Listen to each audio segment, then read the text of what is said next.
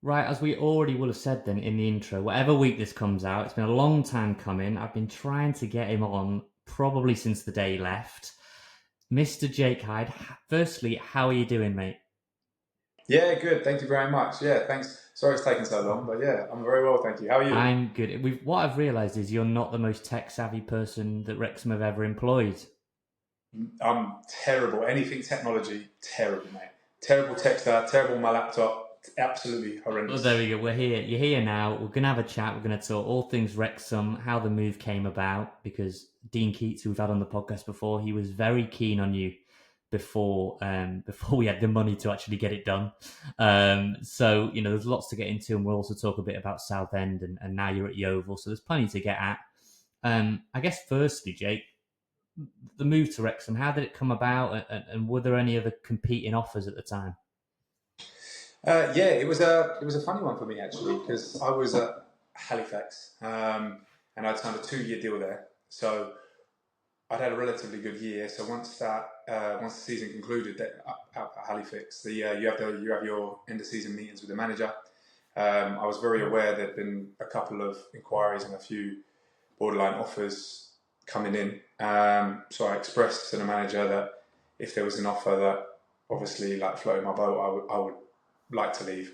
And he made it very clear at the start that I was absolutely not going anywhere and I was a big part of their plans, and that was that. But as anything happens, as the summer sort of progresses, the offers come in and the sort of money they were expecting it to be. I mean, I was 30 at the time, so this was never going to be sort of big money for a sale. But yeah, as they sort of progressed, I then progressed, and I think that me and the club come to an understanding that if it got to a certain amount, then I'd be able to leave. And the teams that were in at the time that I knew of, Southend had made a few offers. There was interest from teams like Hartlepool and Port Vale, and I believe Stockport at the time as well. But I think there was only two clubs that had made like official offers, and Southend were by far the front runners there. They were driving it all. They sort of made 4 or 5, and they were very clear. I think it was the year they come down from the Football League, so it was Phil Brown was the manager at the time, and he was desperate to sort of get it done because they wanted to bounce straight back up. And as I say, there was a couple of others that had come in that you've briefly spoken to, but obviously you're limited when you're at a football club to speak to clubs. So yeah, that's kind of how it would gone. And like I say, as the summer progressed, obviously Phil Parkinson then got the job at Wrexham. And my agent called me one afternoon, and I was expecting it to be about one of the 3 or 4 he'd mentioned, and he said, "I've just had Phil Parkinson on the phone, and he wants a conversation, mate." And at the time, I didn't know where he was because Phil had literally just gone to the club, so I wasn't sure where he was. So I was like, "Oh yeah," I just played it aloof as if I definitely knew where it was, and got Google afterwards. I was like, "Oh, he's just gone to Wrexham. Okay, right, fine." And he sort of, as the conversation went, he expressed the ambition of the football club, where they want to go, who'd taken over, what the and what the plans were for the future. And I said, "Yeah, absolutely. Like I definitely have a phone call and a conversation with him." So obviously, once my current club had given me permission to speak to them, I spoke to Phil, and to be honest, I couldn't believe what he was saying and the ambition of the football club and where they were going. It was surreal for me thinking about that, and like just little things that he was saying of where they want to be, where they want to go, and I was thinking this is going to be something special. This is going to be something different from your normal move where you either go to a better side in the same league or the league above. This is going to be fantastic. So I kind of, as all the players did that come in, sort of bought into that what could be and the sort of journey the club was starting on. And then, as I say, once I spoke to Phil, once he expressed what he wanted from me and the part I was going to play, it was that I went back to Halifax and I said, "I'm not going anywhere unless it's Wrexham." And I think they had it done about 5 days later. So the other clubs at the time all summer like had been in for 6, 7, 8 weeks negotiating, deals slapped back. And I think Wrexham had it done within about, after speaking to him, I think they had it done within 5 days. So one of my questions is, what did Phil Parkinson sort of say your role would be? Because I think if we fast forward slightly, when it got to pre-season, we saw a lot of you and Paul playing together, and we both, myself and Rich on the podcast, said we think you're actually going to be the top scorer that season, because we just thought the way Mullin was dropping back a lot more then and kind of facilitating the play. Were you kind of seen as the co-main event up top with Paul? Yeah, I think that was the plan. That definitely was the plan. It was definitely what I was made to believe. I think, as I say, I signed for a fee, and then Moles come in 3 days later, I believe. Don't get it twisted. What Moles did the season before, he was definitely a big fit. Like, he was coming in as, for sure, the talisman, the main man, because of the season he had before. But as a centre forward, you've got your own confidence, you've got your own sort of swagger about you, and you've got your own beliefs that you can still be. I've never gone into a football team, no matter what club it is in the world, and thought, do you know what, I might not be leading goal scorer this year. I've always believed that's what I'm going to be. But again, it was more than that for me. It was about being in a side that was moving one way and getting promoted in some way that I thought I could be for a long time. And that was building a relationship. As I say, Parky made it very obvious that he wanted a front two, that was the way he was going to play, that he wanted 2 goal scorers, and we both have different roles in the team. So it wasn't sort of as a threat, it was more building a relationship. And to be honest, I was actually surprised playing with Miles how good a player he was, because I knew he was a goal scorer. But in the lower leagues, we've seen over the years, usually what I've witnessed is goal scoring centre forwards, like absolute goal scoring centre forwards, like Fox in the boxes. Usually that's their whole game. They haven't got too much else around the box. They haven't got, maybe, I don't know, they're not creative, they're not hard working. They're literally just stay between the sticks to score goals, which is worth its weight in gold, by the way. But what I thought, because I believe that maybe Moles probably didn't start the season the player he is today. So, like, he had to do other things. So he was dropping short, he was creating chances, he was and I was like, no, this lad's a proper player. And obviously then he went to prove how good he is in front of goal, and I think he finished the leading goal scorer in the league that season, and then obviously last season another incredible season and played a massive impact. So, but yeah, when he first came in, the thing I remember is, I tell you what, I'm going to like playing with this lad because he's got that creative side. And when I first come in, I thought it might be longing to me. I might be creating for him more, and it didn't seem to be that way. He would get on a half turn, he'd look for the part, and he was better than I remember thinking he would be. What were your early impressions of the football club? So you spoke to Phil, you've come in, you decide you want to go to Wrexham. In the racecourse, we've seen it now packed out since the takeover. The fan base is rabid, really, in one sense. Got great local talent like Jordan Davis. I mean, did you look at it and think, well, we are going to have a real shot of going up here? 100%. I remember the first day I come in, I met the manager and went down to the training ground with him. And this was the signing day. So I'd been in the morning, medical, signed and everything else. And then I went down with the manager to the training ground.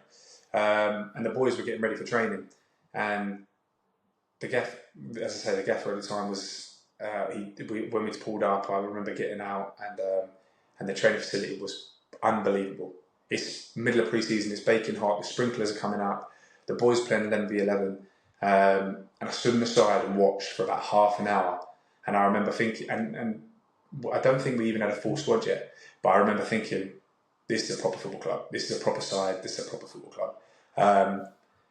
And obviously I'd seen the stadium before, I'd played at the racecourse, so I knew what it was capable of being.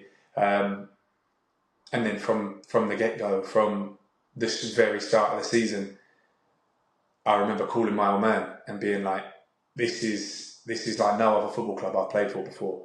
This is when we're at home, the fans will be under. There was a game really early in the season, might have even been the second home game, and we had a game on telly to Notts County, and we ended up drawing 1-1. But I remember walking off the pitch that night, going out to it was incredible in front of the cameras and everything. But I remember walking off the pitch that night after being in a proper game, and it was a proper battle, and being like, that's the best game I've ever even witnessed at this level. Never mind played it. That is hands down the best game I've witnessed. And both teams played fantastic football at the time. They're both moving the ball well. both pressing the intensity of the game, as I say, under the lights of the racecourse. And I remember thinking, that's a proper game of football. I'm trying to remember if it was you, if I've misremembered this. Somebody laid the ball off for James Jones, who hammered it in. Yeah, it was me. Yeah, And yeah, about 5 yards on side. I was going to say, I mean, I remember chatting to Humphrey and Rob McElhenney, and he said that he'd celebrated that on set filming Sonny, and they gave it as offside, which they gave you offside for laying it off to James. And yeah. It was an unbelievable strike as well. Yeah, nightmare. But so you've come in, you've got the the early impression of the racecourse under the lights. You're right, it was on TV, and then you get off the mark quite quick. You get a brace down at Eastleigh. You must have thought, because were injuries fairly common for you before you joined Wrexham, or is this something you'd always battled with? Yeah, it is something I've always battled with for sure. But the one I got at Wrexham that really sort of took the tail out of my wings was a bit of a freak of nature. It was just a very unlucky, in my opinion, very unlucky. So, I mean, we had a fantastic, throughout that season, we were building a fantastic medical team. You couldn't ask for much more, especially at the level. And the fitness coaches included, everyone. So it was just a complete freak. But previously, I'd say I'd had a couple of injuries. I'd probably look at sort of, 1 or 2 injuries a season. But these could be 3 and 4 week injuries, do you know what I mean? Where they don't necessarily knock you back like too far. The one thing I will say as well, the older I've got, I wouldn't say necessarily my performance has changed too much. I've never been blessed with unbelievable pace, but I wouldn't say my performance has changed too much, but I would say the thing I've noticed the most is the recovery. So it takes that little bit longer to just recover after games or different things like that. So maintaining your body becomes a big part of it. But yeah, I've always struggled a little bit with injuries, but nothing I haven't been able to handle really. But yeah, just a couple of injuries a year, set you back, you get going again. But the one at Wrexham, it was kind of a freak. Basically, I tore my tendon in my soleus. And if you tear a tendon in your hamstring, say for example, they can operate on it, they can inject it. There's different options. But with your calf, what I was told was there's so little sort of research almost in it, where it's a smaller tendon, that they sort of think it's best just to heal. So it's a really frustrating one because there's not much you can do. It is just waiting for it to be right. So every sort of 6 weeks you get a rescan and you're hoping for good news, but until then you're doing nothing. Like you're on the bike, you're doing strength training, but you're not out with the lads, you're not on the pitch, and that's a really, really tough place to be when all you want to do is be on the pitch and play football. Yeah, I mean, mentally, it's because before that, like I say, you'd scored twice at Eastleigh. I think we scored both that day. Then you scored in the defeat at Grimsby.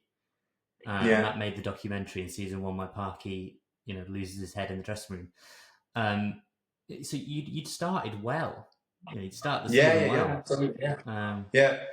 Confidence has never been an issue for me.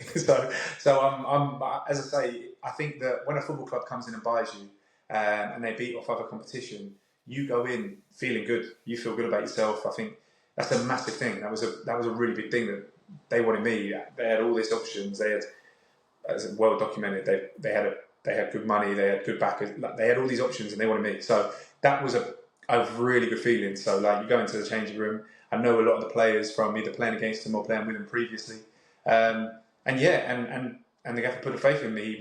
I knew it was going to be me and Moles playing the majority of the time, unless you weren't performing, which is the same at most clubs. So yeah, I started well, but I felt that confidence sort of come from the top, and at the time I was repaying that confidence. Looking at that group, because it's morphed and changed obviously as we've got up into League 2 now. I'm looking at that group who was starting that scene. You had Luke Young, who's still in there now, James Jones, who's still in there now, but you had others, kind of Jordan Davis, who I know you got on well with at the time, Dior Angus, who I know quite well, Max Cleworth, Aaron Hayden. What did you make of those kind of characters and just the dressing room? The dressing room was really good overall. It was very good overall, but I think it evolved really well, because at the start, obviously, a lot of players were sort of brought into the squad, and they'd all come from different teams, different formation, different types of styles of play, and had their own outlook. But as the season went, we got stronger because we become more of a unit, become more of a team. The boys, like, for example, you mentioned Jordan Davis there, being a young lad, coming through at Wrexham, I know he went to Brighton, but coming through at Wrexham, that's massive because he's playing in his hometown, all the backing he's got from everyone that's always known him from school and all that, that's fantastic. So to see him, and he was performing at such a level at the time that no one expected him to do that well that season, in the fact that, not because he wasn't capable, he was more than capable, but scoring 20 goals from midfields, some going as a established centre midfielder. So as a young lad doing that was fantastic. The boys that we consistently brought in were experienced, they proven, they've done, so they come in and they all added to the team. I have to say Tozer, I think, was a tremendous addition. Like, I've known Tozer before for years. Me and Tozer did our scholarship together back in the back way when. But when someone said they paid a documentary fee of about 200 grand for him, I was like, Jesus Christ, for Tozer, are you sure? But honestly, worth his weight in gold that season, just from the communication side of it, just from being a pro, turning up every day, training as hard as he can, and setting the foundations. And I think that he made the two either side of him, obviously not as experienced. So that season it was either Aaron Hayden played most of it, and it was either Harry Lennon for the first half of the season and Maxi second half of the season. But Toze, I felt, made everyone in the back three. I think he made them better. I think he made them better players from his communication, from his leadership skills. And obviously with Azza and Harry either side of him, we had two athletes, absolute athletes. We've seen recently the interview Tozer gave about his dad, and very vulnerable, which we don't see very often. We've seen Mullin on a documentary being quite vulnerable, talking about his son. On Tozer, because Mullin, and we'll get on to him maybe in specifically what makes him so good, but Tozer, he is a real gem to have in the football team, isn't he? Not only the leadership he offers you on the pitch, but actually off it as well. Yeah, for sure. He's a classic middle-aged dad, to be honest. Like, he is just by the book, from his dress sense to his sense of humour. What is it about his dress sense that's so bad? Because everybody says this. Everybody that gets asked, his dress sense is apparently the worst they've ever seen. Toze has been getting hammered for his clobber since I've known him, and that was at 16 years old. I'll tell you what, there's one thing he did that was absolutely brilliant, actually. He, when he first come in, I told all the lads about him as a 16-year-old, because I hadn't seen him. I played against him for years, but I hadn't actually seen him and had a conversation with him since we were 16, 17. And I told all the lads, I was like, when we were at Swindon together, every single day he wore the same T-shirt in to training.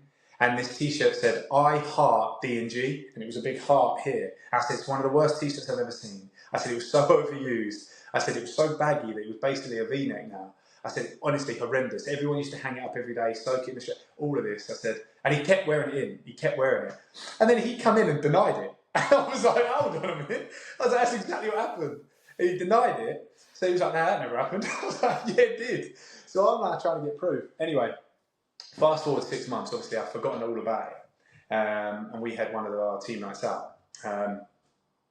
And Tozer turned up exactly how I'd expected him to. Terrible jumper, terrible jeans he's owned for 10 years, and a pair of beaten up Converse, like completely just like straight as you can. Nothing wrong with that, absolutely nothing wrong with that, but not very creative is the word I'd use. So he's wearing that, and we're having a few beers, and it's getting to the point I'm getting a bit giddy, I'm getting a bit... And then all of a sudden, I see him come back from the bathroom, and he's taking his jumper off, and he's tied it around his waist, and he's got I Heart D&G T-shirt on. And I loved that. I thought that was brilliant. I really, really tickled me. He'd obviously had it gone out and had it made, but it really, really tickled me. And that's the sort of humour Toze would bring to the table. So yeah, I think he is worth his weight in gold. As I say, professionally, he's as good a pro as you'll see, and he's still doing it for you in the third season. So. I reckon you fancy yourself as one of the best dressed that Wrexham have had, because you always look so smart when you're away on these trips, you're on a holiday every 2 weeks whenever I don't know what you mean, mate. I'm not sure what you mean. So on these nights out, because there's always sometimes, and I found with my own mates, sometimes there's people that surprise you in the group that maybe are more of a laugh on a night out or a little bit different. Who were the kind of characters you would side with on these nights out? Oh, I tell you who was good fun. Sean Brisley. He was good fun. I enjoyed Sean. Rob Layton's a cannon at all times, by the way. Hilarious bloke. Absolutely hilarious. But he would be the same on a night out. Probably quieter on a night out than he is day to day. Who else was about? I got along really well with Harry Lennon, so Len was a good one to have a beer with. Those two though, picking up on them, Harry Lennon and Rob Laneson. They obviously both. Harry Lennon's retired now because of injury, and Rob Laneson. If we're being truthful, we don't know if he'll be able to play again. Just his injury situation is getting worse. Seen another specialist recently. Yeah. Talk to me a bit about recovery, just the rehabbing side of things mentally, because for Harry Lennon, he had to make a decision where he's retired, and Rob Laneton's probably facing the decision where he's got to decide what's going on. It must be absolutely agonising. For me, it's the worst thing in football. I think people don't understand. People look at you, and especially people you grew up with, and people maybe that don't know you as well. But people look at you and go, "You got nothing to moan about. You got the best job in the world." And listen, most of the time I agree with them. But the hardest thing in football that people don't understand and people don't see much of is the setbacks and the injuries, because it affects everything. For example, if you're away from home, away from your family, you already sacrificed so much to be a footballer, and we'd all do it happily, by the way, because the pros outweigh the cons in that aspect. But you sacrifice so much to be a footballer, away from your family, away from your friends, living in a new town, up and moving wherever you get a call. But playing a game on a Saturday for 3 points and winning makes everything all right. I absolutely adore that feeling of going out on a Saturday and competing. But when you're away from everyone and you can't play, and it's even the little things like you might be in different times of the day to the lads, or you're on your own in the gym again, or they all go off to training, they're all laughing and joking, they're all together, and you have to take yourself off to a gym session or a session that's really hard and mentally challenging to just keep doing it when you feel like you're not quite getting where you need to. Like, those sort of sessions are so tough, and it does take for sure a mental stint there. But yeah, people don't realise the cruelty and that sort of side of the game as much, because everyone concentrates on the positives, and the negatives at times can be horrendous. But I think being a footballer this day and age, you have to be, especially back a little bit further, I'd say actually, but I'd say you mentally have to be as strong as you are physically to come over all the setbacks. And it's one of those things where every time you have a setback, you've got to come back better, and you have to have a focus, because it is tough. And if you do keep breaking down like those two lads did, then it's it can be a really dark place, because you do feel so alone with it. Like, you're both of those will do anything. Anyone that's injured, that's a professional footballer, anyone that's injured, I'm 100% sure no one wants to be injured. Everyone wants to be out there on a Saturday playing. Everyone. So if you can't, then it is really, really tough. And like you say, it's a mental battle more than anything. Two-parter for you then. So with your injury, what was it, the fact it was freakish compared to what you'd had, that was most frustrating? And were you able to at least come home to recover, or were you just up in Wrexham in a flat that you'd got? No, that's it. So I was up in Wrexham in a little flat on my own. I had girlfriend, family back there, and that is tough. That is really, really tough. But again, it's part and parcel of football. Like, that's what we signed up for. So there are plenty of pros, as I say, but my main focus that season, I remember having a conversation with my old man actually, and I was fuming and I was gutted, and I was like, this could be a while. Like, this could be, and it was, the longer it was going, every rescan, like, my time was running out. It was that point of the year where we were looking at it and we were going, it could still be another 2 months, and there's 2 months left of the season, like 2.5 months left of it, and you're thinking, my time's running out here and I'm not done. I want to be a part of this. Like, there's going to be a big finish to the season. So my sole focus was, no, if they're telling me 8 weeks, I'm going to come back in 7, because I'm going to do everything within my power to get right. And I knew that if I did that, we were going to have a big end to the season, and there was going to be something to play for, and I wouldn't want to miss that. Because one of the toughest things you'll do is watch a game that you can't play in. So, say for example, all the boys going out, you're seeing them prepare, you're watching a game Saturday, you stood there, you're watching, and you can't have an impact on that game, or you can't do what you love doing or what you were brought here to do. That's really tough to swallow. So my main motivation that got me through that was the fact I knew this club was going to have a big sort of finish to the season. And funnily enough, I think it was my second appearance back was Wembley. And Wembley is one of the things I've always wanted to do before I retired. I'd never played at Wembley. I'd lost out twice previously in playoffs. And one thing I was desperate to do in my career was play at Wembley. And then I watched the game. I was about a week away from training, and I watched the game where Moles scored 2 against Stockport and put us through to the trophy final. I've never celebrated like it. Honestly, I couldn't tell you. Like, I taking myself back to that moment. I can't tell you how excited and ecstatic I was about that moment, because I knew there might be an opportunity for me to play at Wembley here. I might be coming back in time to play at Wembley. Where were you were you just on the bench in the stand? I mean, because I was there. Moles chips the keeper for the first one, and then it was just an unbelievable sequence. I mean, just talk me through not only your celebration, but afterwards for that game that everyone was getting to Wembley. It must have been unbelievable. Yeah. He done the old Jude Bellingham, I believe, didn't he? Just the old stood there like in front of the Jude crowd. Bellingham was doing the Paul Mullin, we say. I don't know. Yeah. No, unbelievable. Yeah, it was. I was just behind the bench in the stand. So there's as you walk out the tunnel, just on the left, and I was with the other lads that couldn't play at the time. I think it was me and Rob Layton. I think it was me and him, and because obviously he had his hand thing at the time, and we were just honestly, we like grabbed it. You know, as it's sort of like the ball's in the air, it felt like forever. We were just grabbing each other and going crazy. But that was a brilliant feeling, because all that work, all that realization was kind of like coming. I felt like a real swing then, where like, you've gone through all this hard time and it's going to mean something. This is meant to be type thing. I'm on the right path. So I remember thinking like, no, this is good. I'm going to get a chance here, because now we're at Wembley. Like, everything I thought that potentially could happen is happening. So we're getting ready to go to Wembley, the FA Trophy final against Bromley. What's your mindset? Are you training fully at this point? Are you just in a rush? Yeah. You know. Yeah, no, I'm training fully at this point, so I'm like building fitness day by day and feeling better each time, and kind of just waiting for the opportunity.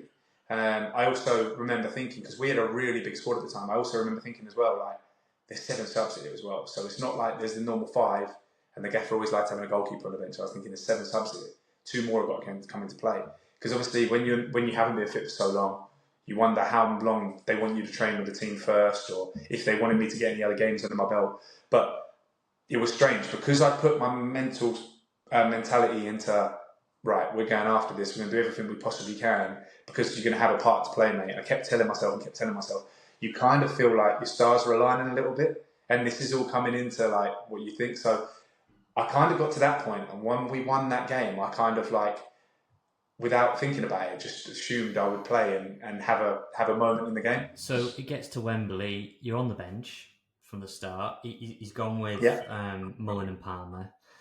Yeah. You do come on. Luke Young is taken off, 86th minute. You do come on, 1-0 down. Michael Cheek scored for Bromley. Firstly, not making the starting lineup, were you expecting that? You were expecting to start on the bench?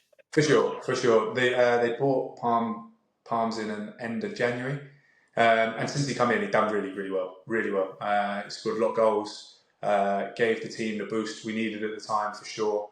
And they were making a partnership. Like I say, the gaffer was desperate to have a partnership up top. And they were making a partnership, and they were playing really well. So I never ever contemplate starting, no. But for me, where my season had gone and the injury I'd had, I was just ecstatic to be on the bench at the time, like I'd have an opportunity to play. So then you get on. I mean, you must have been anxiously just hoping, like, you've got to Wembley, you want to get on. The game is crying out for a striker. We need to change it. I think they were a bit gassed, both of them up top.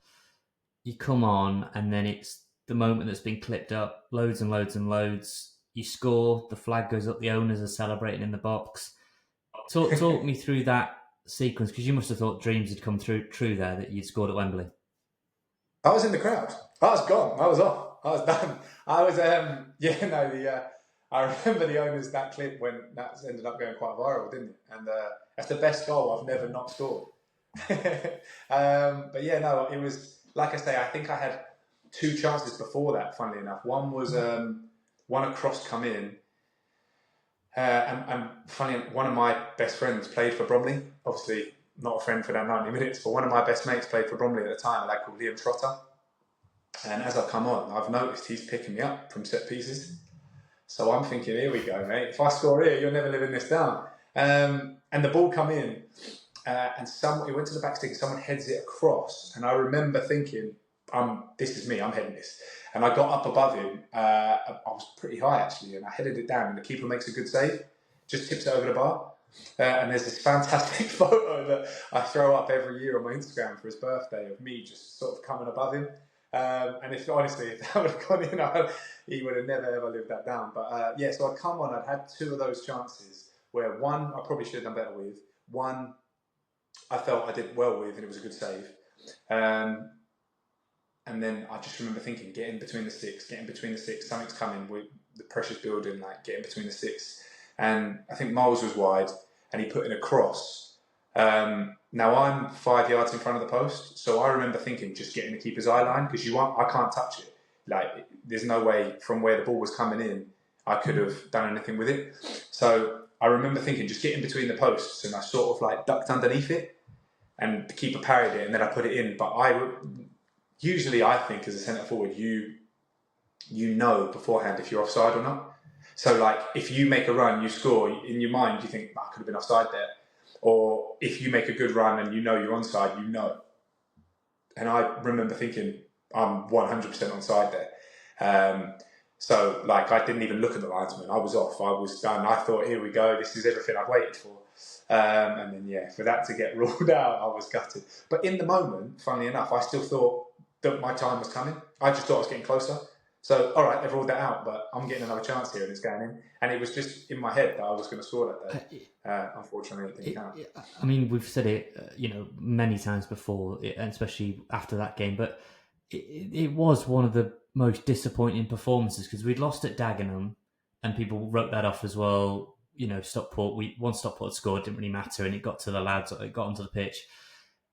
Honestly, at that point, we were worried that we were going to finish with a bit of a damp squib. And obviously, I know we'll get onto the playoff game, but it must have been so frustrating in the dressing room because I know Rob and Ryan went in afterwards and kind of shook everyone's hand. But was the feeling like the squad had done themselves a disservice in that final? I think so. I think, like I say, losing any game, we're all professional footballers. Like that's what we pride ourselves on. So losing any game, like you're not happy about it, like it'll ruin your weekend for sure. But losing a game of that sort of, that sort of caliber of game where it's a final, there's a trophy at the end of it. You're playing at Wembley, the home of football. There's 50,000+ people there. That really hurts, and that will live with all of us for a long time because that's not easy to come back from. But you have to try and fuel yourself in the right way. So at the time, I remember thinking, I can't remember if I felt like we thought we were going to win the game, if that makes sense. So like that might be being really harsh, but that can go one or two ways. Sometimes when you've got that confidence, it works for you, and you go, yeah, we're going to win this game, and you go and win 2-3-0, and then you go into the next one, you go and win 2-3-0, because you're full of confidence as a side, and you know how to win games, and I felt that. So going into that, I'm assuming that's like a good thing. Like I felt like we knew we were going to win that game, and I felt like that could be a good thing because we go and win that one, sets us up perfectly. Then we go and beat Grimsby, and then we go and win and what an end to the season that would be. So I felt like we're going into that game, we felt like we were going to win it. And unfortunately, there is a flip side to that. Sometimes when you feel like you're going to win it, you might just lose that 5-10% edge. And I don't know if we did. I remember it being a very hot day. Pitch is massive. It's a tough one, and also it's an equaliser. The fact it's a final. Like it's not.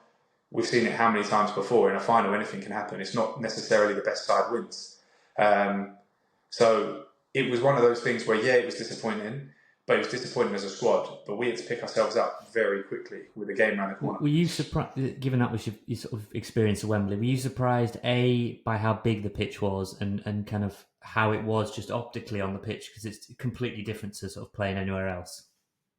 Yeah, for sure. I think the strangest thing for me was the fact they split the stadium, all the fans outside and none of the fans outside. That was really strange because when I've been to previous games at Wembley from that aren't top teams, maybe like League 2, League 1 playoffs, what they usually do is the bottom two tiers, right? And they try and fill it that way. And that feels like a fantastic atmosphere. So what was really strange was playing in a stadium where you look that way and there's 55,000 people there and it's brilliant, it's the biggest game of your life. You look the other way, it looks like a resi game. So it's kind of, that was strange. I felt that was really, really strange. But to be honest, like, looking at how that season went, the boys done. For them to come so close the first season and to fail on both accounts, Finished second. Listen, it's not really a fair. I've always said that this league's ridiculous. We should 100% have the first two teams should go up automatically, and the third team should go up through the playoffs, the same as every other league. It's ridiculous, hardest league to get out of. But yeah, to come second and to finish second in the league and second in the FA Trophy is really hard to pick yourself up, and massive credit to the boys to go and win the league in the way they did it with the record amount of points the following season, because that's an incredible achievement. We'll get onto the Grimsby game now, which was absolutely, there's no real word for it, bonkers is the closest one we've got. You end up coming on in that. I mean, watching that, playing in that, have you known a game like it? No, and it was very out of character, I felt, as well. Very out of character, because we were a big, robust team, as Parky's teams usually are. So we dominate teams from set pieces, things like that. And Grimsby obviously scored a fair few from set pieces that day. So it wasn't. I felt it was very out of character. But as a centre forward, listen, at times in those games, you just have to concentrate on your own job. So for me, I'm going, there's goals going in everywhere, get me on. There's opportunities coming, there's goals coming. So that was my mentality, is get me on, there's a goal coming here.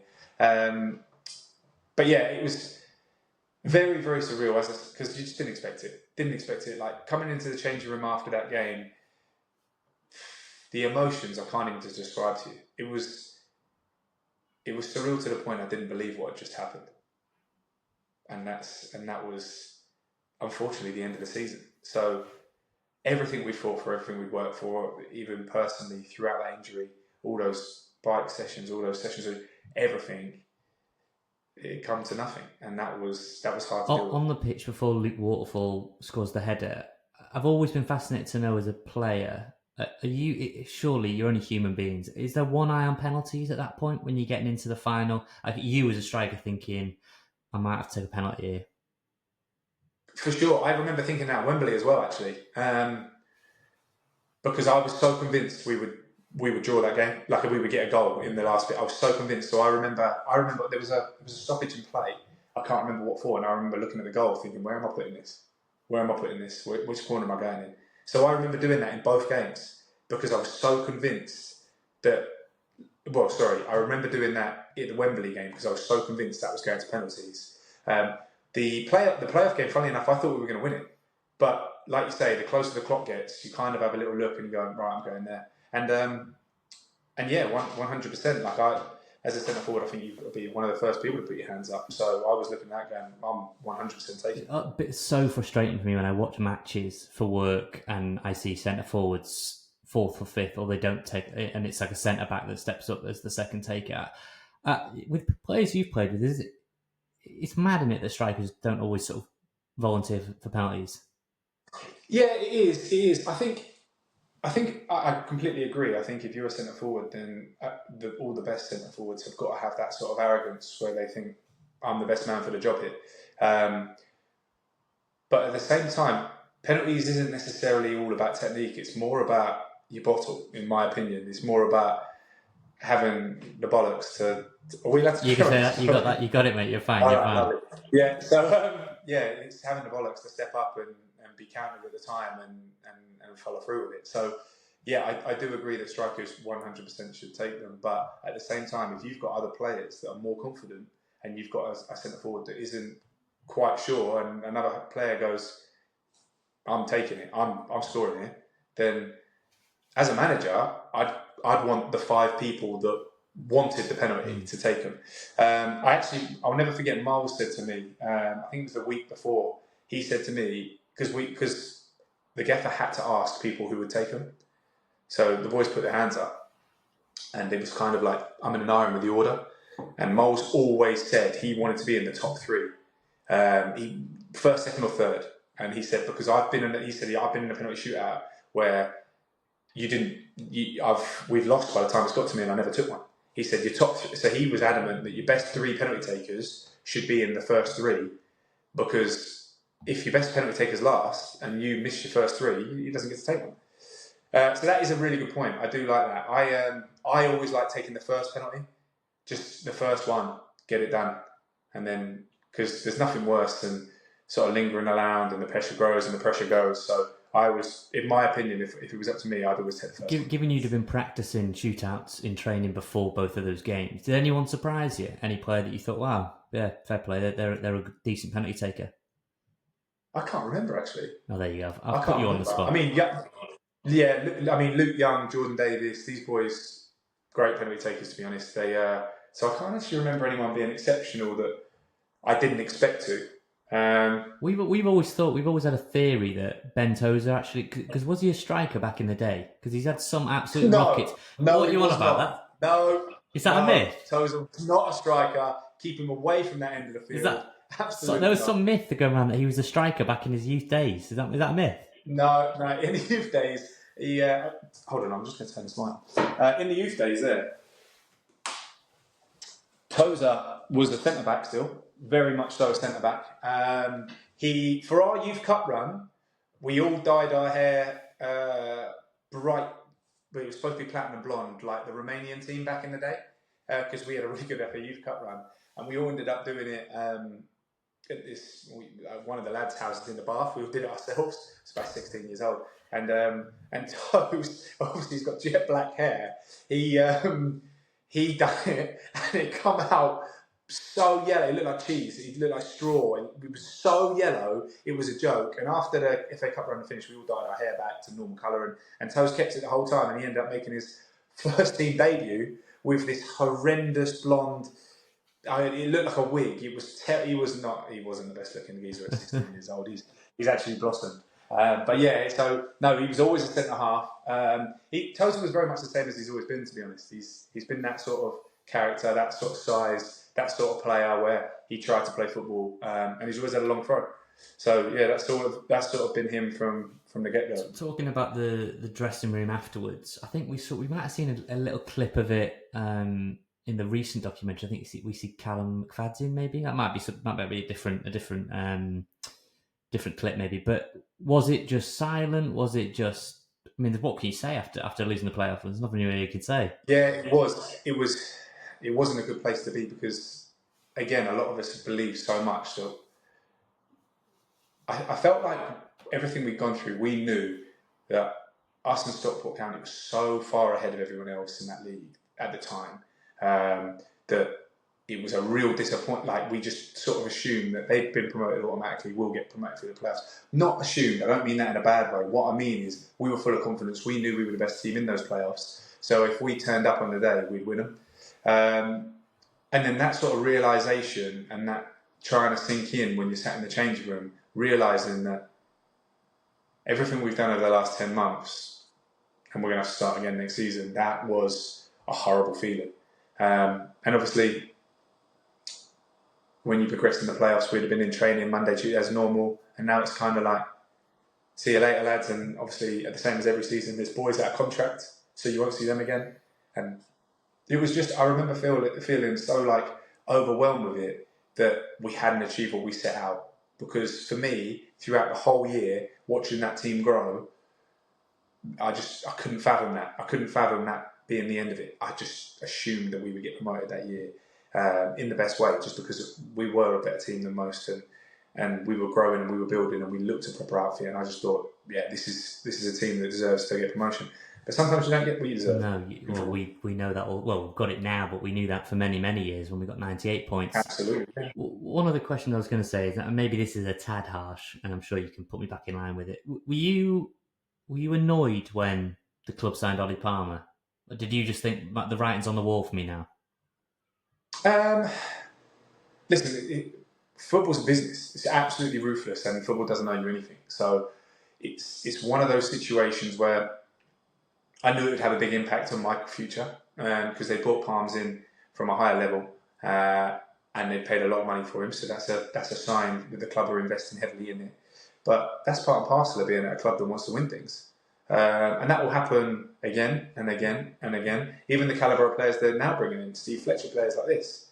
All this will happen again and again and again. And that's, unfortunately, the remedy to success. No one cares about if you're the casualty or not.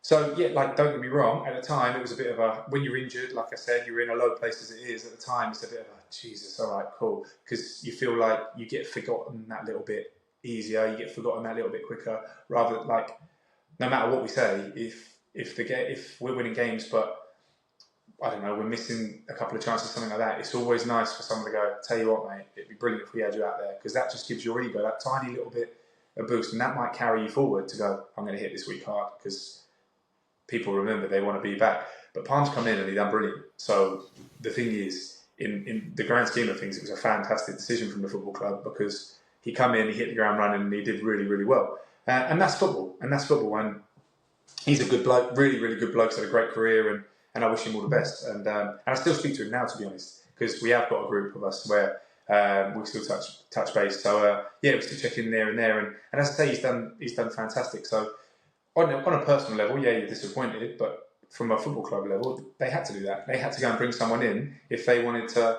As I say, I've missed such a big part of that season. They had to go and bring someone in that was going to have an impact on the team, that was going to step up, and someone that had been there and done it. That's kind of not really the time, I think, that you want to take like a risk on someone. That's when you need to go and get someone proven, when you need to go and get someone that you know is going to hit the ground running, and it's going to have a positive impact on the team. And Palms come in and did that. So yeah, I'd say it was disappointing personally, but I think it was good. Before we get onto some of the other players specifically, what's Steve Parkin like, and how is he a good foil for Phil Parkinson?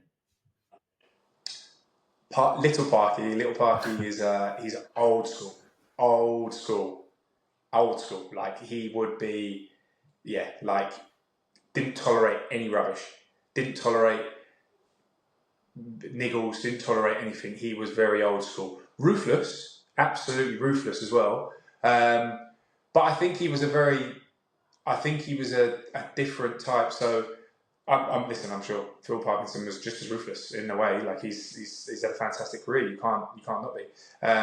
But the gaffer sort of stood back a lot in training side of things and watched until we were doing the tactical side of it. So set pieces, so formation, things like that. But he'd stand back on maybe a Tuesday when we're getting people going and watch and analyse. And Parky was very much in there, wanted to coach, wanted to be busy, and he'd shout. But Parky could have a little laugh as well, so he'd like catch you off guard. So like, for example, like sometimes you'd be joking around, blah, blah, blah, laughing and joking, and you think, oh, he loves it, like, great, let's give him a little bit. And then the next minute, he'd be effing and blinding and swearing at you, telling you to run harder. So he had like this switch in him. But yeah, no, I think obviously, listen, they've been a partnership now for years and years, and I think obviously they've proven for years and years that it works really well. So they're probably the perfect balance. I think as a player, you don't get to see all of that all the time. You don't get to see how they bounce off each other or the ideas they have or the conversations they have. You just get to see the bits on the training pitch. And when I was there, it was very much Parky was the hands-on sort of coaching side of it, or setting up the sessions and carrying out the sessions. And the gaffer was there to analyse and overlook. That was very much how. One of the people I'd love to get on the podcast one day, maybe if he ever leaves the club, is Kitman Iwan. What is Kitman Iwan like? The best guy at our football club, mate. I've never met anyone that don't love Ewan. He's the best. I adore him. I think he's brilliant. When I moved, funnily enough, he helped me move. Stole my microwave or something, but helped me move. He was brilliant, mate. Loved it. Yeah, he's such a good guy. He stole your microwave? No, he didn't actually steal it. It was one of those where like we put it on the van, and I was like, I think I couldn't fit it in. Like we had a certain amount of space, I couldn't fit it in. He was like, sorry, I'll take that. And then we played him when I went on loan. He played him a couple of weeks later, and I was like, you bring that microwave with you, mate? And he was like, that's in the kit room, pal. He's got that tucked up in the kit room. But no, he's one of those guys where no matter what day you're having, you see you and he puts a smile on your face, and that's so underrated at a football club, to come in and see someone that every single day, rain or shine, he's double happy and he's buzzing and he's joking around and he's having a laugh, and he's such a brilliant character at that football club, I can't tell you. And I'm actually so happy for him. Like when you boys got promoted last year, I was looking for all the pictures and everything. There's some pictures of him giving it to the crowd and all that, and I loved it because I can imagine how much that meant to him. And he's a top bloke, really good. Kitmen are massively underrated, I think, for the role they play. Like, there's not really. They're always in the shadows, and so when he was having the pictures, that's great. But you speak to players and they think like he's the rock. Like if I'm injured or they're so essential. Well, let's have it right. washing the kit isn't rocket science. So to be a good kit man, for me, half the job description is be a great guy around the place. That's for me. I could tolerate if you've lost my socks, if you're a great guy. See if you're a bit of a knob. See if you're a moody bastard. See if you don't give me any kit, and then you lose my stuff. Then I'm going to be annoyed. But if you're a great guy and you're like happy, like just around the place, and as I say, a good impact on the boys, it's worth its weight in gold, because the amount of people that would go and have a laugh with him or joke around with him, or you'd see at the end of training before the boys left, there'd be 3 or 4 people stood in his room talking to him. So like, yeah, he's terrific users to have about. Charlie as well, the groundsman, them two were like chalk and cheese. They were like a double act. Yeah, well, we've come all this way. We're 50 odd minutes in here, and we haven't mentioned the main two, Rob and Ryan. You obviously did. You're one of the few that has had dealings with them a couple of times. What were they like? How did you find them? The fact that they were so interested in you lot, and respectfully, you know, they have a lot of things they could be interested in, and it doesn't necessarily need to be 5th division footballers at the time. That's so. It was honestly so mad. Like you say, I knew loads about Ryan before he came in. I'd watched loads of his films. I think stupidly, and probably the least cool thing I've ever done in my life is the day I met him, I told him straight away that one of my favourite comedy was the Hat Change Up. Like straight off the bat. Like didn't even introduce, hi, I really like Change Up. It was terrible. But he's, again, the person he is, I can't speak highly enough about him. Just as a general man, as a polite bloke, even across the whole of my career, if I've played for 10 different clubs, never had a chairman text you on your birthday, except it. Like, do you know what I mean? He's just as a bloke, unbelievable. And obviously the fact that he is so well known, the fact that how well he has done, all the success, like for him to still be that that man and that character says bundles about him. Really, really, really top bloke. And I would say the same about Rob. Rob, I spoke to a little less. I didn't see Rob quite as much. But again, as a bloke, when he was there, he was finding out about us, asking about us, how's the family, how's this, and he knew so much about us. So one thing I remember thinking about Rob is, because obviously I think when they first took over, they were still sort of learning on the job, if that makes sense, how a football club is run, even how football's run, just how football is. But Rob knew so much. Rob was hooked from the start. He was, and I'm sure so was Ryan, but Rob would surprise me with the things he knew. Like he'd tell me something that happened to me a year ago, and I'd be like, how does he even... So it was very obvious that he was super invested and done all his research and everything like that for ages. And I think that says a lot about him as well. But people always say, like, don't meet your heroes because you'll be disappointed. Those two exceeded my expectations tenfold. Like, they were... You expect of someone to be that well known and that sort of high caliber person to get a bit fed up and be like, no, I can't have enough of that. I just want to be on my own. But they weren't. They were just so excited to be around us and talk to us, and they always made such an effort, and that went a long way with the boys, for sure. That went a long way with the boys. I remember messaging you when I saw the Welcome to Wrexham Season 1 poster, and you were essentially front and centre with the owners. How chuffed were you when that came out? That was the best. That was, by the way, complete luck. That was so lucky, but that was the best. I remember actually, because this was probably 3 weeks from the end of the season at the time. And I'd been put down the middle and I was absolutely buzzing, but they put me next to Ollie Palmer. He's a 6'5", right? He's massive. And I was like, if I'm going to be down the middle, I'm going to look tiny next to him. So I remember taking the photos, and every time the photos took, I was just stood on my tiptoes, trying to make myself a bit taller. Rob, on the other hand, brought in a box. He had a little box to come in. I don't know if I'm allowed to say that, but Rob had a little box that he stood on. And we had and he had this little box that he was stood on. And I was like, you don't have a box anywhere, lads, or what? Because I was bouncing up and down on my toes. Palms kept trying to bring me out. He gobbing off, being like, get down. But he was massive. I looked tiny next to him. Yeah, I bet you and your friends and your family enjoyed that one, though, slap bang in the middle, because some of the players were cut off, and I know speaking to some of them, they were like, damn, I think I haven't made the cut. Yeah. No, do you know what? It was literally probably just luck of the draw. They just went, oh, damn, you there, and and I was just happened to be down the middle. There you go. Yeah, that would be.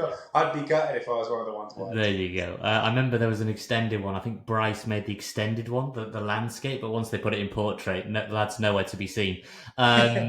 The documentary, then, what was that like? Because were you the type, were you receptive to them filming all the time? Did you film those that never made it? Or were you kind of...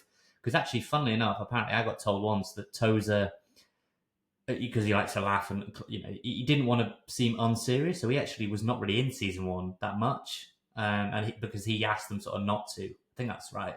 Yeah. Were you kind of more receptive to it, open to it? Talk me through the documentary.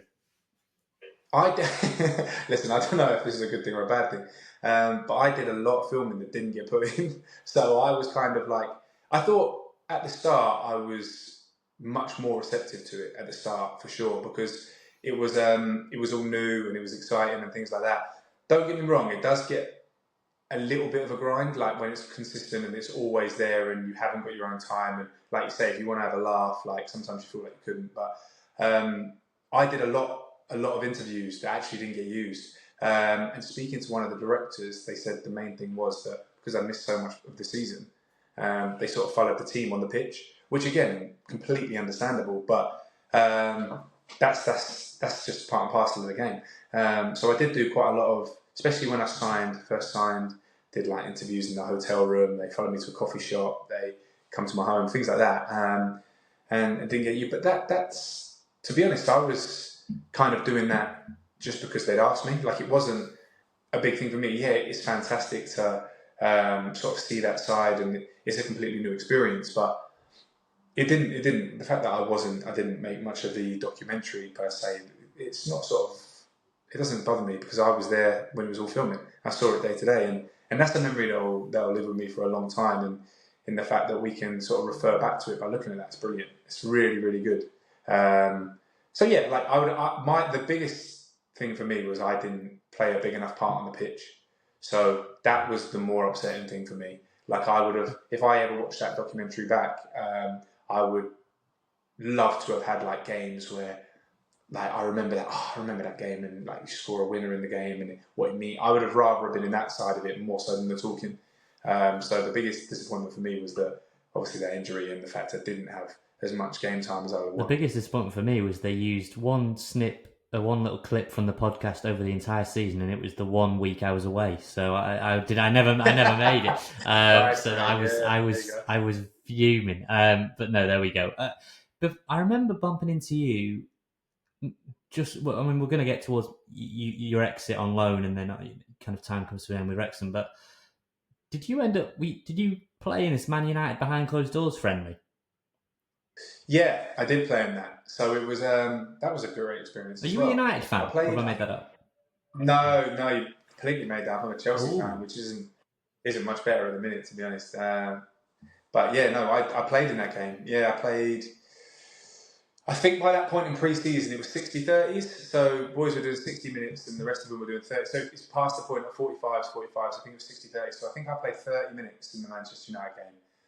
Again, a fantastic experience. Again, that's another thing that comes with the calibre of the club. Wrexham are striving to be. Obviously, this pre-season, speaking of some of the boys, was exceptional. It looked unbelievable. But that's another step up again. But yeah, no, I did play in that Manchester United game for 30 minutes. They had a few. I feel like Christian Eriksen might have played. I mean, what was it like just playing against that calibre of player? Was it just obvious that they were like unbelievable? Of course. I think I won. I come on and we had a goal kick, and Varane was playing, and it was a guy. And as I say, I'm looking at him going, "This guy's won the World Cup," and I won the header from the goal kick, and then Varane went off, and I was just like, 100% record. What more can I do there? So yeah, that was nice. But no, to be honest, they were the cut above, but they were always going to be. Sometimes it's just nice to see that in real There was life. a story that Hayden pulled the Ronaldo celebration out when he scored. That's a fact. Is that a fact? I can confirm. That's a fact. I can confirm. Ronaldo stood there watching the game, right? You just at the side. You just at the side.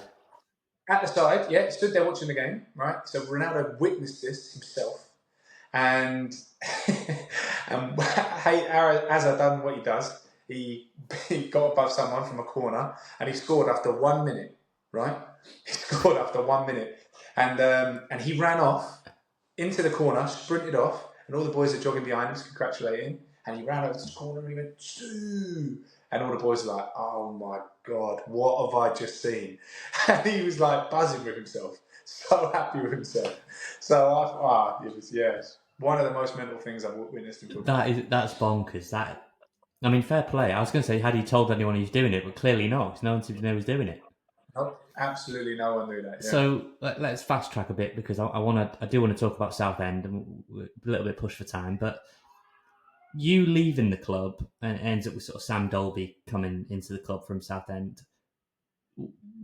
How aware were you of what was going? Were you kept in the loop? Was it kind of Parky said to you, "You're no longer going to be in my plans here"?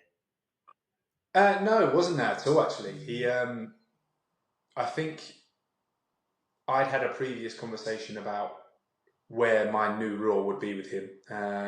So, for example, first time I got brought in, as I said, I was very much the main man, given the 9 shirt, and supposed to be partnered with Miles. Now that had obviously swung now, that had changed. So I remember going to have a conversation with him after we'd just been on tour. So we'd just come back from Alicante, and I remember having a conversation with him, and he said to me, like, yeah, you're still in the plans, but effectively, those two are plan A, effectively. And to be honest, that's very hard for me personally to, don't get me wrong, like, I understood why that was, because those two had done brilliant and they're fantastic players. But for me to be 4 hours away from my family in a different city and potentially not playing when fit, that's tough. Now, I was sort of just getting my head around the fact that I was like, do you know what? You come here to do a job. You come here to get promoted with this side. You come here to be a part of something more. And I was just sort of getting my head around that, where, okay, cool, right, yeah, you're not going to be the main, like, you're not going to be in the starting 11 every week. But when you do get your chance, take your chance, prove what a good player you can be. Because I always felt like there was unfinished business for me from the first year. I showed glimpses of what I was capable of, but never really my full capability. So, yeah, I remember thinking that, okay, cool, and I was just starting to get my head around it. Funnily enough, I actually had a chat with Leo McElhenney, and he was the one that, he put it brilliant for me, because we had a conversation, and me and Macca didn't really sort of have that relationship where we'd have, like, have a serious sit-down chat. We never really sort of had that relationship. We sort of would always have a little laugh and a joke and blah, blah, blah, but we wouldn't have that. And Macca spoke to me about it, and I remember thinking, fucking hell, he's actually right here. He's actually bang on the money. And he sort of said, like, look at a bigger picture, basically. And I just got my head around sort of going, okay, cool. You've still got a big part to play. It's not going to be what you want, but it's going to be, you can make this as big as you can, and it'll be a season you never forget. Because effectively, Parky had told me before that I wasn't sort of going anywhere. Doesn't matter who was interested. So I was like, yeah, cool, right, let's do it. And then it all swung. So what had happened was they'd set their sights on Sam Dalby, who had a good year at Southend before. And then obviously Southend said, we're not letting him go without getting another striker. And I knew Darren Curry. Daz had tried to sign me 2 times before. So he tried to sign me a couple of other times, Darren. So I knew Darren well. So Daz picked up the phone and said, listen, like, they're going to sign Sam Dalby. But we've said we're not selling him unless we get a striker. Do you fancy this? So then you kind of reweigh it up and you go, right, so they're signing another striker, similar again. It's like I was a smaller, quicker striker. I was more of a vocal point, same as Palm, same as Derby. And I thought, if they're going to bring him in anyway, I sort of thought this could be a lot more limited than you first thoughts. So the gaffer basically pulled me and was like, right, listen, effectively this is how he is. We're bringing in him so you can go there. And then it was done. Right. So you end up going to Southend. I'm kind of having to fast forward a bit now, but because partly it's interesting you say that about McElhenney, because I think, respectfully, I'll say this, I think he's accepted a much lesser role, and yet he got to be part of the promotion. He's accepted barely playing, not always making the bench, and that's okay. 100%. That's exactly okay. That. Yeah, that's exactly it. Now, I wouldn't say I've really got my type of character. I don't think I've really got that in my life. I don't think I could do that. Accept it.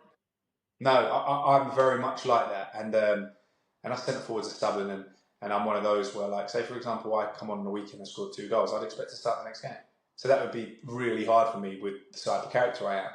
But Macca's a fantastic player to have in your squad because he can play a number of positions, but also he's never going to kick up a fuss, and he is that type where he's accepted he wants to be part of that team. And they're worth their weight in gold, by the way, because they're a manager's dream.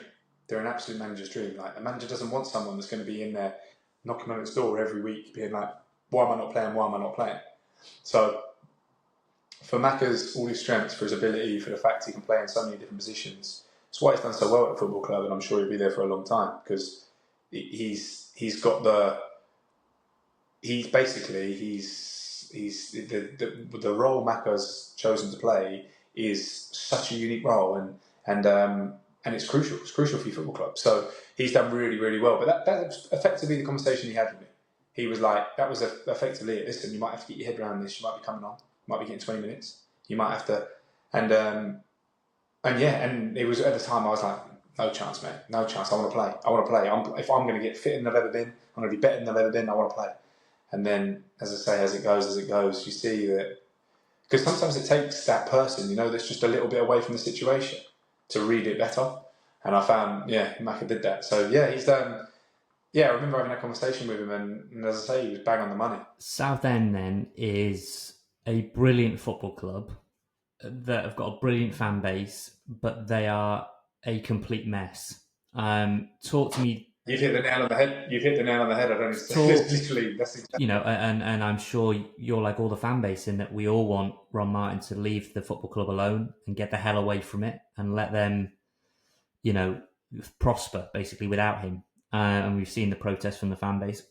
Going into a club like that, where it is just a complete dumpster fire, for want of a better phrase, what is it like?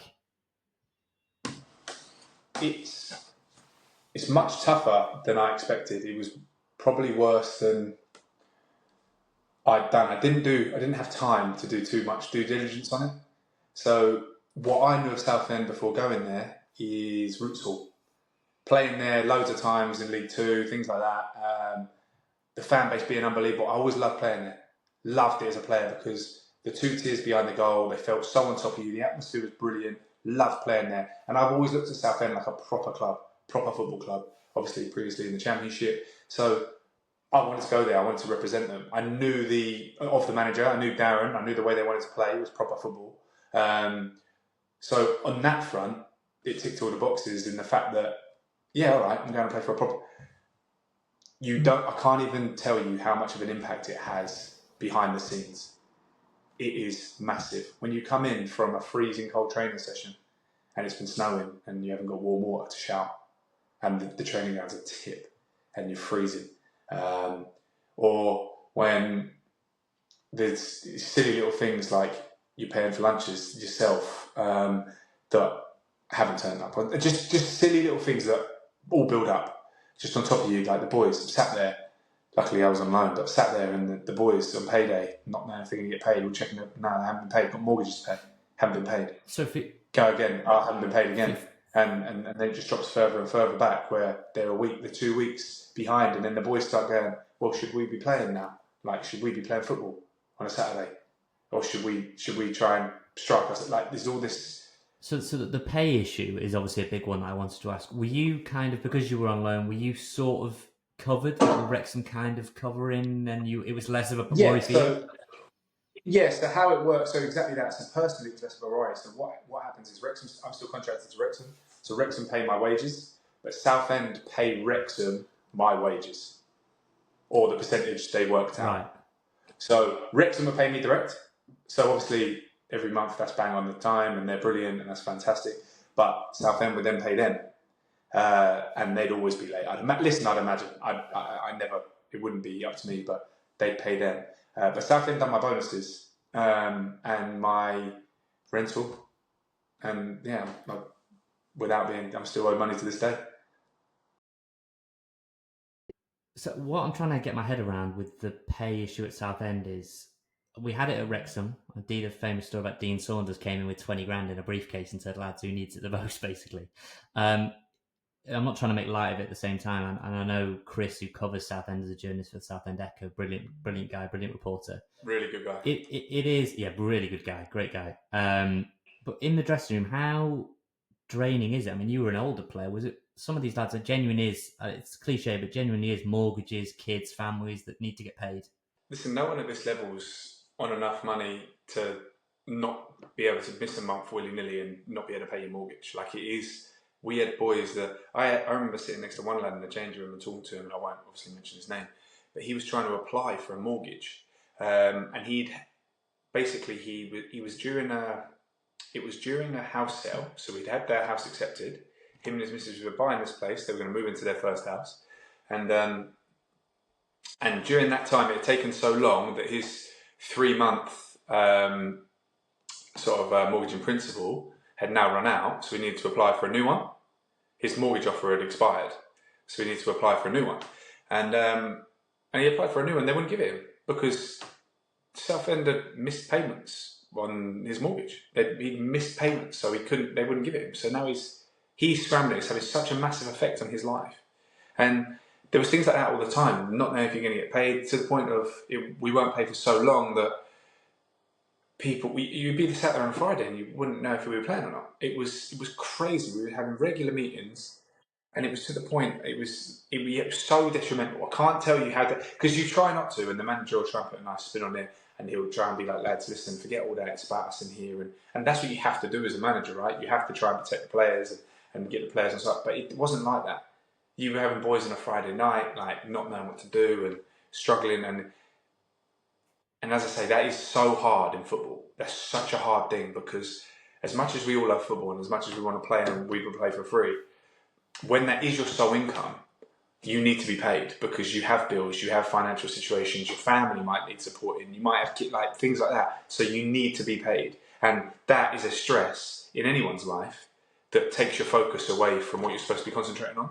So across the board, that was one of the hardest things. Like last year, the squad we had at Southend should have been a playoff squad. No doubt about it. And we missed out on the last day of the season by 2 points, I think. And I'm telling you now, that was because of what went on behind the scenes. For sure. Did you have any dealings, or did the players have many dealings with Ron Martin? Not many. He come in 2 or 3 times for a meeting. But the lads that had been there for years had said, it's the same old, same old. Yeah. And just a word on the fan base, because they did stick with the team as best they could, and they rallied as best they could.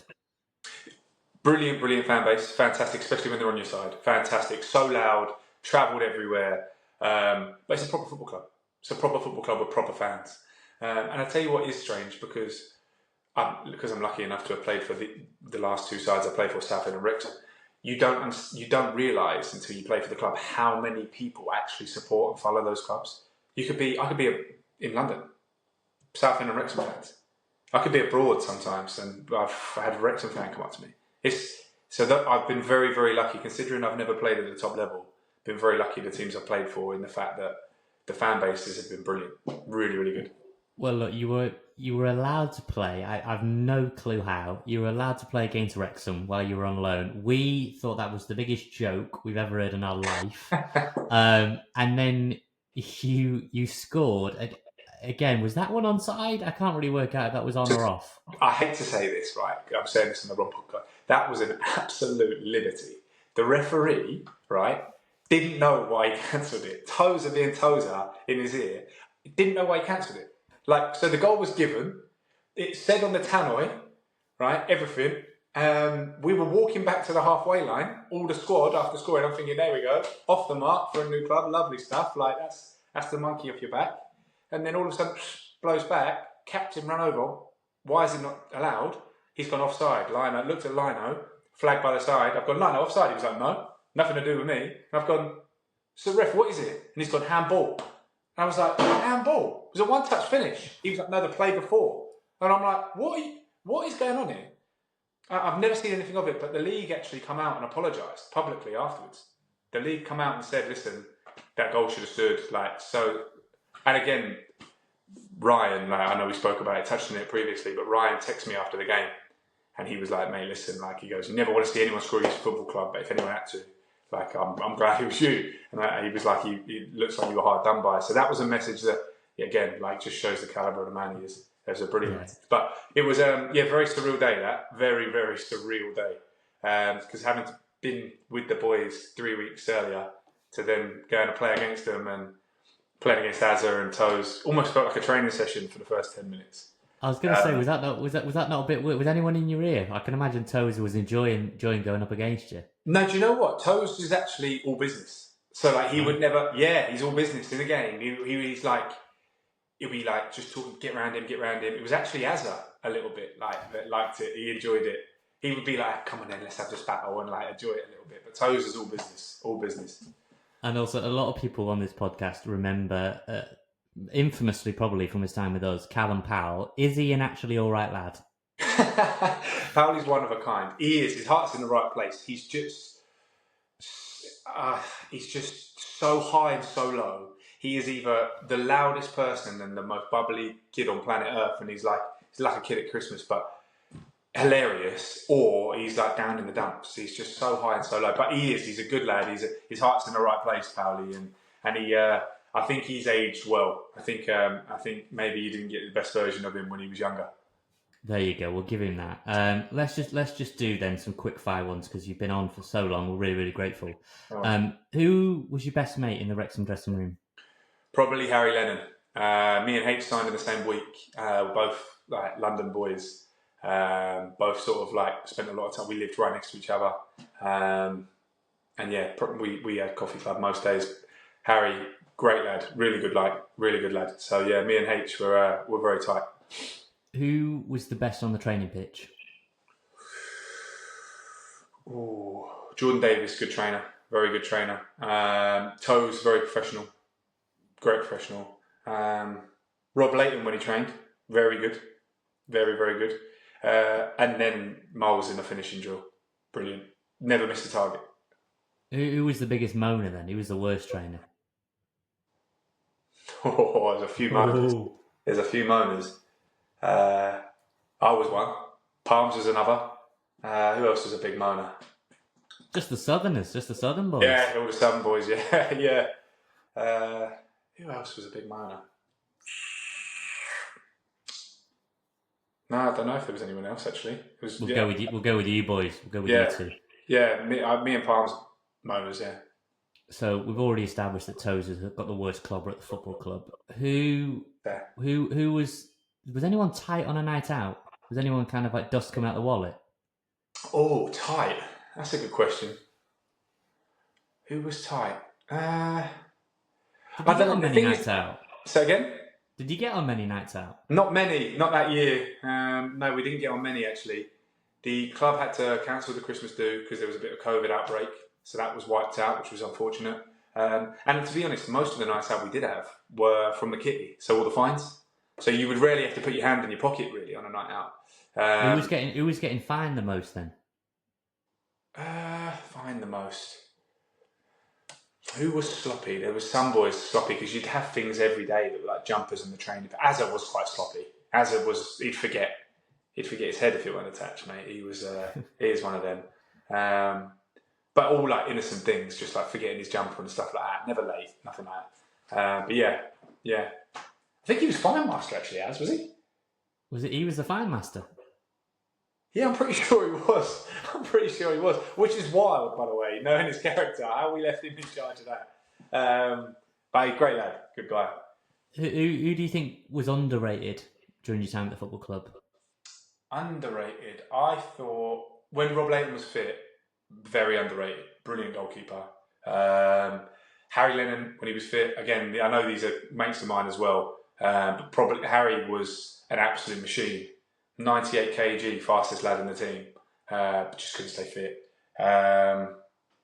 Macca did, like I said earlier on in the podcast, Macca done a fantastic job that maybe wasn't as recognisable as Jordan scoring 20 goals or, do you know what I mean, Tozer's throw or Az's head. Like maybe he did a role that probably doesn't get as much credit, but done really, really well. And the other one I would say, it sounds stupid, but Moles when I first started playing with Miles, he was better than I thought he was. I thought he would just be a goal scorer, and his all-round game, his work rate, and in fact, he was a constant nuisance, absolute nuisance. Was a big thing. Team coach, were you sleep, card school, video game on the back of the bus? Trying to get as comfy as possible. Sleep. Boring. I was dead boring on the coach. Dead boring. If it was the day before a game, I'd get involved. If it was a day of a game, boring. Earphones in, sleeping. What was the squad's go-to takeaway after a game? Because recently, I'll caveat it, the video did get deleted, but the video went viral of the Nando's in next to Tranmere kicking off because Wrexham had spent like 280 quid on a post-victory Nando's. What was your favourite when you get after a game? Pizza? We were always pizzas. It was always pizzas on the coach when I was there. So it was always Domino's on a coach after every game. Really? I'm sick of Domino's now. The missus now, if we want a takeaway, she's like, fancy a pizza? I'm like, no, I don't. I'm sick of them. Every Saturday night. What was your Domino's pizza? Chicken with barbecue base. Barbecue? No, see, this is why you had to leave the football club. Barbecue base, the nonsense, absolute nonsense.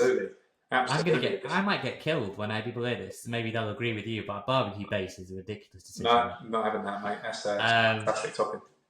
Who, if you had to let someone babysit, who's the most responsible person in that squad, do you think?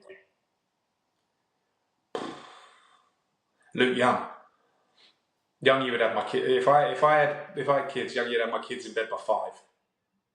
Is he just the most sensible man you've ever met? And the quietest. The quietest and most sensible person on planet Earth. I've refused to believe Luke Young's ever driven over the speed limit. For me, one thing that everyone always says this, he's super quiet, he's super just leads by example. But he is actually, I think he's a great captain. And he might not be the most goes about chippy. his business, and looks after him. That's probably the wrong terminology, actually. Just goes about his business. So he goes, right, this is my job today. I'm going to train hard, I'm going to work hard, I'm going to get home, I'm going to see the fact. And that's what he does. That's how he conducts himself. And a couple of the others then, because I had Cam Green on a while back and he was very tight with Dan Jarvis and Tyler French. I'm really fascinated by what you thought of Max Cleworth, because he was a young lad coming through at a time when we wanted to see academy products. What did you make of him? Max was exceptional. Max was brilliant. The biggest compliment I could give Max is he come into the team as a 19-year-old, a proper team of men, and he didn't look out of place once. He just played every game. Bang. Oh, yeah, Max was good again. Oh, yeah, Max was good again. Played at Wembley like it was nothing. Yeah, Max was brilliant today. And the biggest compliment I can give him is he never ever looked out of place. If he come in for a game, if he come in for 10 games, if he come in for 20 games, he just went about his business. And to show that sort of maturity at 19 is very rare, very rare. Right, lastly, before we talk about what you're doing now, very quickly, what's your favourite Wrexham memory? If someone says, talk me through your time at Wrexham, and they don't make you stay on for an hour and 20 minutes, whatever it is, what would you say is your favourite memory? For me, playing at Wembley, just because of everything that happened prior, everything that happened for me personally, the tough time I'd had, to get back and achieve one of my goals I set myself as a little boy of playing at Wembley, to achieve that with the football club, that was massive for me. That was such a big thing in my career that I will always look back on and be like, that was incredible. So that was one. That was probably my biggest one, to be honest. I can't really top Wembley. Right, and so you're at Yeovil now. Mm-hmm. We had a chat about you busy off the pitch as well, sorting out a house and all that sort of stuff. So you're busy. You're very, very busy. Yeah. What does the future hold for you? Because I have to say, I'm not trying to make you sound too old here, but the football isn't going to go on forever. Go on, you can say it if you need me. You're getting older. Playing football is not going to last forever. Yeah.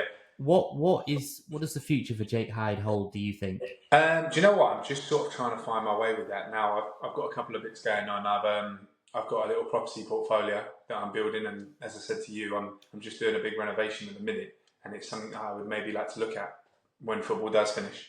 I've been into my fitness, always into my fitness. So previously, 6 or 7 years ago, I used to run my own personal training business on the side. So what I would love to do is find a little gym studio that maybe I can make my own. So own my own space, own my own gym, or have a gym studio. run my clients out of there, maybe work with athletes in particular.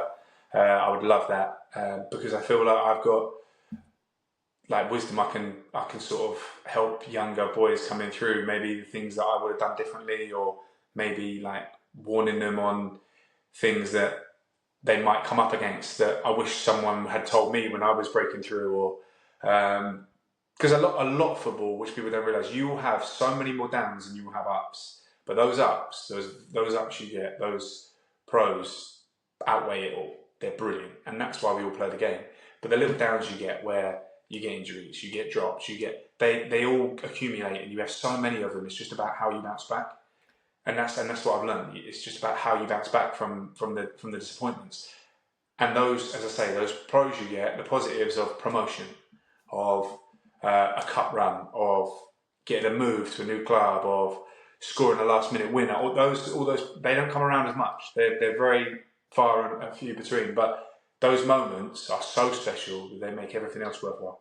So sometimes, like, I think the mentality side of it is as big as the physical side. So what I would love to do is work with athletes, work at a football club, have my own space, and do the fitness and strength and conditioning and maybe a bit of coaching that way. That's what I would really love to do. So yeah, the sort of plans are in motion, the ideas are rolling with that.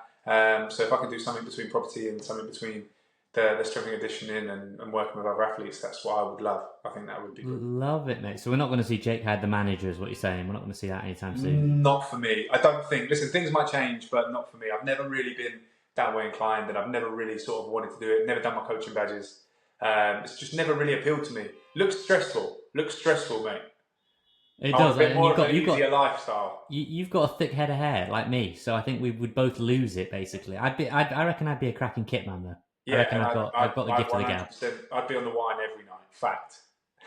Well, mate, look, we really appreciate you coming on. All the best with Yeovil. I mean, how's things? Very, very short. Looking good for the season. You're feeling good? Yeah, absolutely. That's a big part in coming down here. It's obviously a much smaller project, but it's another project of similar to the Wrexham thing. They're desperate to get promoted and they want to keep going, and they're building. They've got a new ownership taking over, and obviously all the foundations are there. So yeah, just saw it as like a similar thing to that, and yeah, I'll just try and keep myself as fit as I can and keep chipping away. Yeah.